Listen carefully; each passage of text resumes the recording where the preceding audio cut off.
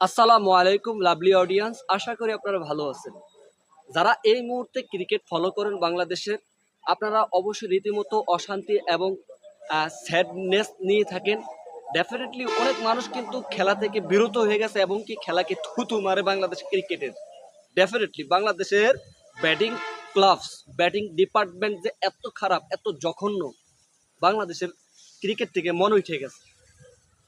এইখানটায় আমরা প্রতিনিয়ত এবং প্রতিনিয়ত গণমাধ্যম থেকে দেখছি, বিভিন্ন রিসোর্স থেকে দেখেছি, মোহাম্মদ সালাউদ্দিন সাহেব, আসসালামু আলাইকুম sir, cricket senior coach assistant হিসেবে ছিলেন ব্যাটিং কোচ, গতকালকে তাকে সরিয়ে দিয়েছে।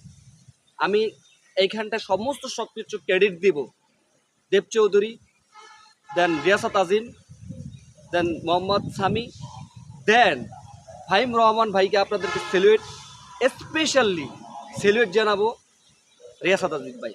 আপনাদের ক্রেডিট অবশ্যই। আপনারা এই যে ওদেরকে, এই কোরামবাজিদেরকে, এই সিন্ডিকেট বাজিদেরকে, যারা নাকি বাংলাদেশটাকে একটা কুমিল্লা প্রাইম চেঞ্জিং লিগের একটা অংশ বানাইতে চাইছিল, তাকেই বরখাস্ত করে দিছে এবং তাকে একবারে মানে সম্মানের সাথে বরখাস্ত করে দিয়েছে। যেহেতু তিনি সিনিয়র অ্যাসিস্ট্যান্ট কোচ, তাকে এএসপিতে একটা তাকে নিয়োগ করা হয়েছে এই মুহূর্তে, এবং তার এই মুহূর্তে অফিসিয়ালভাবে সে কোচিং হিসেবে এখন নাই।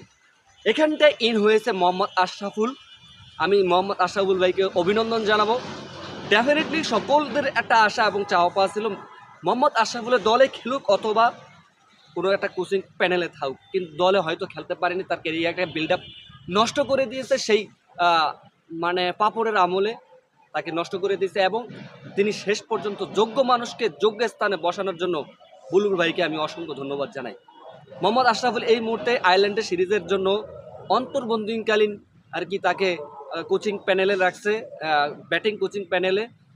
যদি তার পারফরম্যান্স, যেহেতু এই প্রথমবারের মতো আন্তর্জাতিক পর্যায়ে ইন্টারন্যাশনালে ন্যাশনাল টিমেই এই প্রথমবারের মতো একজন কোচ হতে চলছেন মোহাম্মদ আশরাফুল, সেহেতু তিনি অন্তর্বর্তীকালীন আয়ারল্যান্ডের সিরিজে কোচিং থাকবেন এবং ব্যাটিং কোচিং থাকবেন।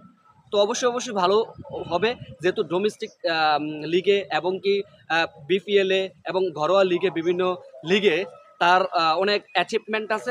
ডেফিনেটলি খুব ভালো করবে, এটা আমাদের প্রত্যাশা, এবং এই প্রথমবারের মতো জাতীয় টিমে এবং কোচিং করবেন, এটা আমাদের প্রত্যাশা থাকবে। অবশ্যই অভিনন্দন থাকবে। আসলে আমরা এরকম যোগ্য মানুষকে যোগ্য স্থানে বসানোর জন্য এটাই আমাদের প্রথম স্থান। গতকালকে আমরা মোহাম্মদ বুলবুল ভাইকে আমি মানে ফ্রেন্ডস কনফারেন্সে সব কিছু কনফার্ম করে দিয়েছে। আসলে বুলবুল ভাই বাংলাদেশের ভালো চাই দেখেই কিন্তু এই ধরনের মানুষদেরকে ঢুকে যোগ্য স্থানে। তো আমরা মোহাম্মদ আশরাফুলের পাইছি, এবং কি আমরা এই মুহূর্তে ক্লান্তি লগ্নে মাশরাফিকেও চাই, মাশরাফি বিন মুর্তজাকেও চাই এই ক্লান্তি লগ্নে।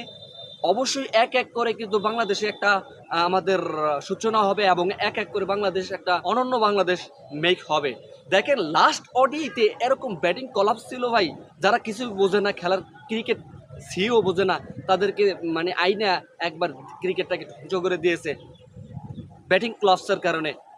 আর সেটা ওয়েস্ট ইন্ডিজের এগেনস্টে আমরা শেষ পর্যন্ত ওডিআই ম্যাচটা আমরা টাই করে নিয়েছি প্রথমবারের মতো। কীরকম ব্যাটিং ক্লাপস!